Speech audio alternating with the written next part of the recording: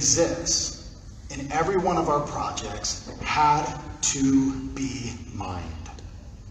It's what we call our fair launch protocol, meaning there's not some room full of debt council members, there's not a room full of programmers and developers that are holding mountains of this token behind the scenes. We mined it just like you guys did.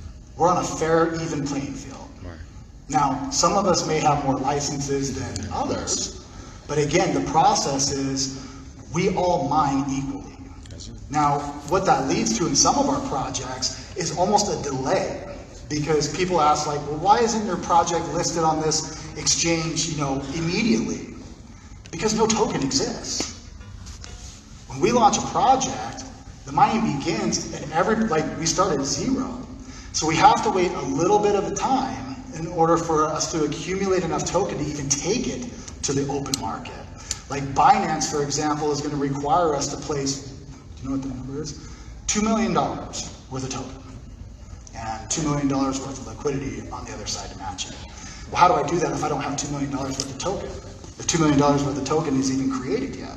Right. So there is always a little bit of a delay from the start of the project to minting it. But understand what's going on in the background. So when people ask you, well, why is that the case? The simple fact is the token has to be created. Okay? That's very different than what goes on over here in our initial widget offering, where we just create a billion token out of nothing, we allocate it however we want, right? There's a difference there. Now, the other thing that we've done in our tokenomics is we have implemented a tax. Now, everybody at some point in time is going to look at that tax and get really frustrated, right? Like, who wants to spend 10% to move token from here to here? Has anybody looked at that? Has anybody been afraid to withdraw the money from the piggy bank because the number goes down a little bit? But understand the importance of why that's there. That is there so that this transaction can't happen. Because the second I start moving token between me and my buddies to try to inflate a price, I lose 10% on every one of those exchanges. I'd be broken today. So let them do it. Because that 10% in some way or another comes back to you. So we punish the people that are the nefarious players and give that back to the community. And we do that by dividing that tax. And it's different for every project, but some of that goes purely to liquidity in some of the projects, which helps you guys, right? Some of it goes back into our EGI pool, which then gets remined back to you guys. And some of it gets burned. Now, how many of you guys heard of a burn before D.E.B.T? There's a few tokens out there that have implemented it. And the reason why people implement a burn is because it constantly shrinks the supply of the token that's out there. Now let's get into the real basics of economic theory, right? Supply and demand. Everybody heard that? Yeah. In fact, most of us have got a real world lesson of that over the course of the last 2 years, right? As COVID has struck and supply chains have gotten, backed up, supply of certain, goods and services have shrunk down. And what has that done to the price of those goods and services? Has anybody bought eggs lately? Holy cow. Eggs. I swear, a couple of years ago, you could go to the grocery store and buy 5 dozen for like $6. The other day, it was like 24. Wow. What? It's crazy. Bird coin coming. No, I'm just kidding. So we understand this metric of supply and demand. We've seen it play out in every aspect of our lives throughout every time frame in history. When you correlate supply and demand with price, you can almost predict the behavior of what's going to happen, right? So if you have high supply and high demand, the scale is even, the price stays stagnant. If you have low supply, low demand, the scale is stagnant, the price stays even. If you have high supply, low demand, the price goes down. The trajectory tends to go down. And when you have low supply and high demand, the price goes up, which is what we've all experienced. That's what the entire kind of tokenomics of all of the D.E.B.T projects are all about, supply and demand. So what we do is we have a set amount of token that will enter the ecosystem. It's different for every project because the way that the token is created is different in every project. So go to the BizPro app and download the white papers, and you can kind of see how all of these different tokens function. But the idea behind it is now you have a set pool, right? Now some coins out there will hire like a celebrity endorser to come and again try to convince people that this is what they should do. And again, that will have, FOMO kicks in and we all want to jump on the bandwagon and the price goes up. The celebrity pulls all his money out and the price goes down. And when you guys are looking at that screen and you're seeing those candlesticks go up, everybody's excited, right? When you see those candlesticks go down, everybody gets sick. What if we could create a way that when the candlesticks go down, you're almost more excited than when the candlestick goes up? That's right. That is a total reverse in logic of what most things out there are, right? Now let me explain how that works.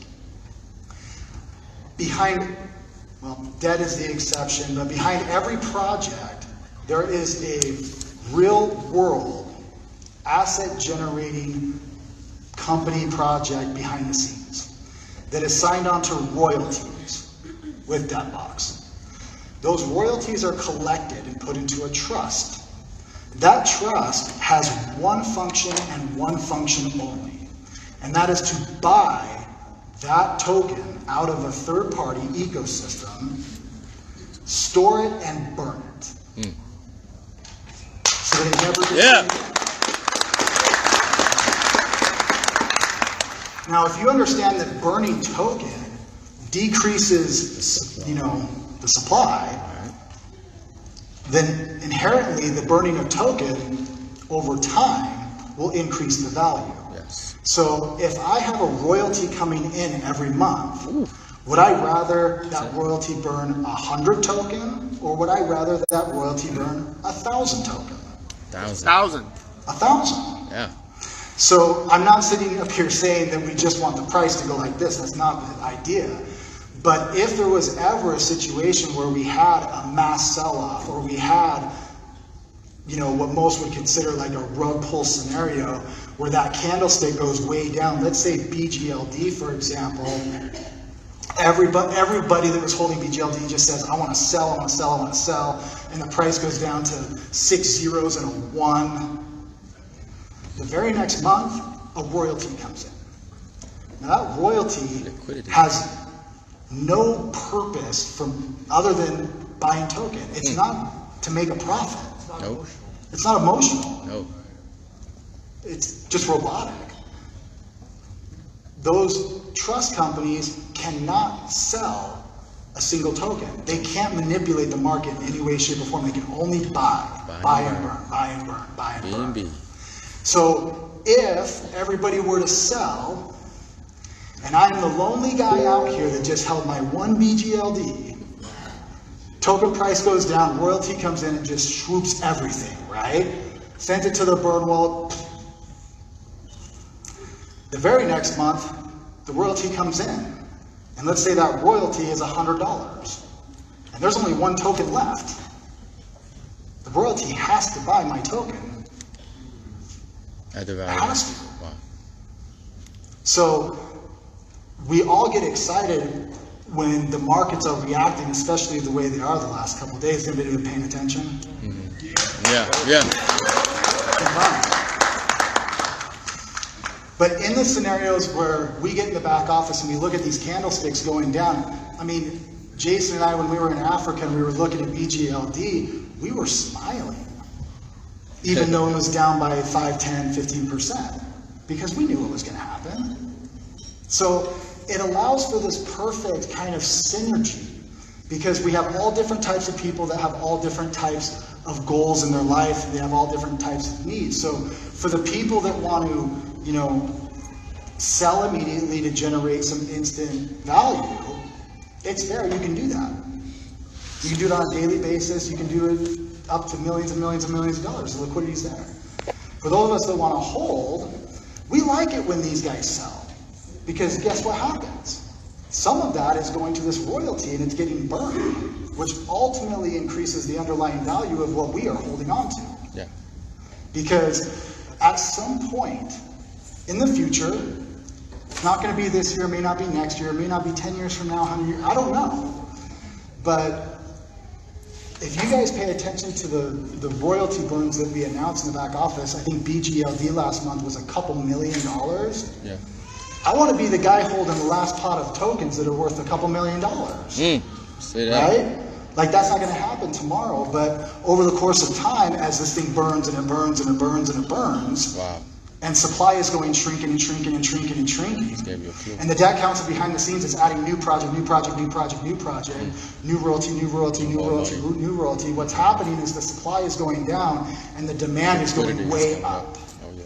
And this is completely outside the traditional means of commerce. Because we're still going to have people outside of D.E.B.T that want to buy and hold our token and do exactly what they're doing with Ethereum and Bitcoin and this and that. And so we have the best of both worlds. We have short-term possibilities, we have long-term possibilities. The other part is we have an annual halving. I think BGLD, well, we'll talk about that specifically when we're talking about BGLD. But every year, the EGI pool, does anybody understand how the EGI pool works? Okay, let me just give you kind of a high-level explanation of what's going on here. So every license that gets activated, a certain amount of token, it gets created and put into our Ecosystem Growth Initiative pool, which is our EGI pool. That EGI pool gets divided by 4,000 days. So if there's 4,000 token in the EGI pool, it gets divided by 4,000 days. One token comes out and it goes and it gets distributed amongst every single license that's on the system, even. As long as you're participating and your license is running for the full day, you'll get the equal share of that. But guess what happens tomorrow? 1/4,000 of that EGI pool gets distributed. What happens the day after that? 1/4,000 of that EGI pool gets distributed the day after that. So when we use the term perpetual license, we mean perpetual license.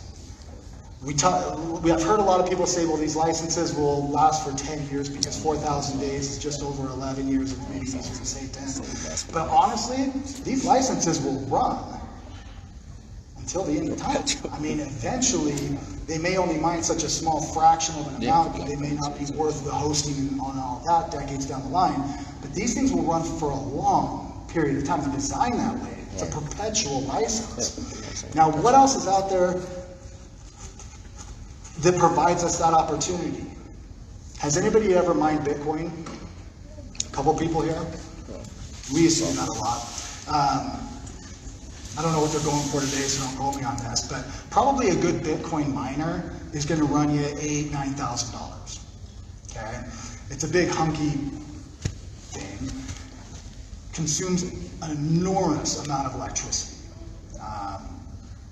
And then produces the value. So you buy this Bitcoin miner, you ship it off to a third-party hosting company, you pay the hosting fees, you pay the power bills, and at the end of the day, you end up with what?